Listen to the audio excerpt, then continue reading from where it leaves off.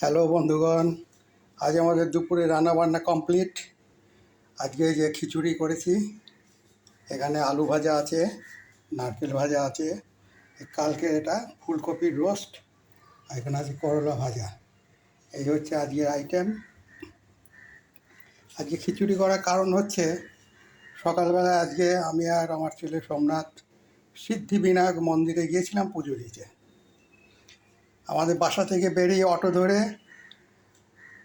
লঞ্চে ঘাট পার হয়ে ওপারে গিয়ে অটো ধরে গেলাম হটসভা মেট্রো থেকে গেলাম অন্ধের স্টেশনে নামলাম। সেখান থেকে নেমে আবার লোকাল ট্রেন ধরে গেলাম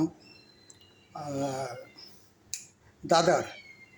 দাদরে গিয়ে সেখান থেকে প্রায় মিনিট 15-20 হেঁটে গিয়ে সিদ্ধিবিনায়ক মন্দির। তা আজকে খুব ভিড় কম ছিল, তাড়াতাড়ি হয়ে গেছে, পুজো দিয়ে চলে এসেছি। আগামীকালকে ছবিটা পাঠাবো, দেখবেন কেমন লাগে।